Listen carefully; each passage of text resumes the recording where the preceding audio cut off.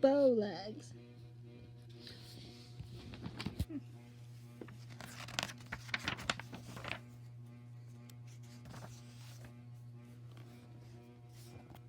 Two generations of descendants of Dan Lee, one of the first white settlers in the Okefenokee in the 1850s, sit for a family portrait in 1913.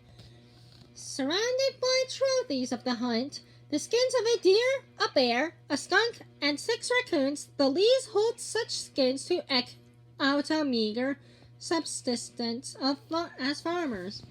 See all the different animal skins? And this is the Lee family.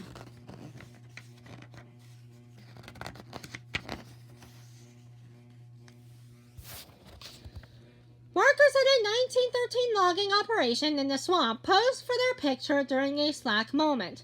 The steam engine at rate powered a mechanism known as an overhead skidder used to lift logs onto flat dock cars. A moving cable ran from the top of the tree spar at rear right to a pulley in the woods at left. Attached to the cable was a box-like trolley center, which cut logs were fastened and skidded across to the flat car. See?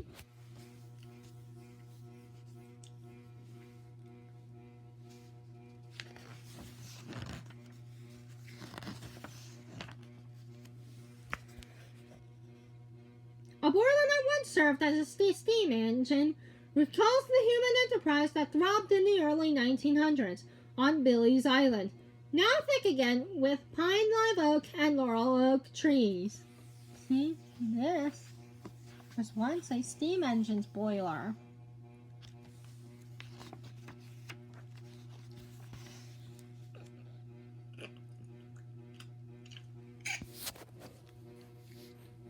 A steam engine boiler, remnant of an old locomotive, corrodes among thick slash pines.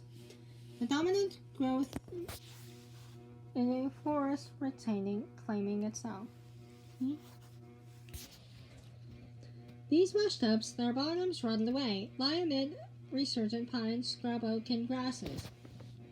Tall grass advances on a kitchen stove that was once labored over a boarding house cook.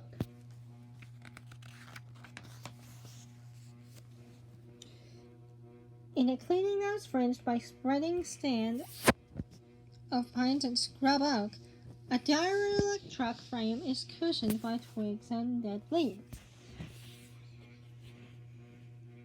Steam boiler pipes now resemble nature's dead trees.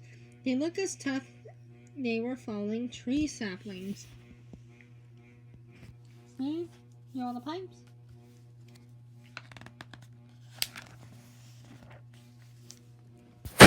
Cypress logs cut at the island's shore and hauled inland to the site for reasons now forgotten are encircled by healthy young pines. Their bark gone and their exposed wood worn smooth by the elements, the logs in time will contribute their own nutriment to the forest's growth. See? These are cypress logs.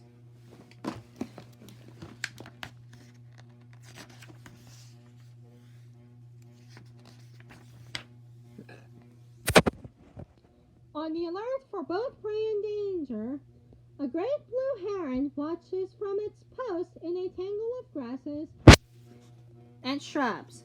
With a wingspan of 5 to 6 feet, this kind of heron is the second largest of the 2,000 species of birds in the Okefenokee, exceeded in size only by the red-headed sandhill crane. This is a heron.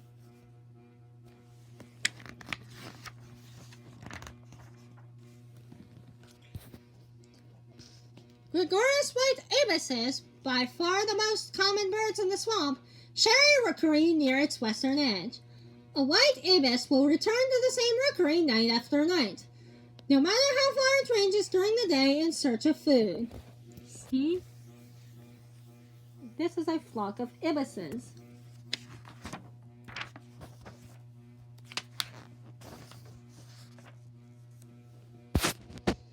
Its brow, a bright red and fleet-footed gallinule, trips as lightly across lily pads as if it were walking on water.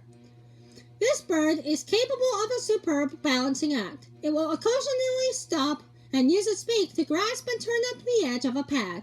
Then, standing on its unstable platform with the aid of its long toes, it will eat the insects clinging to the underside of the leaf.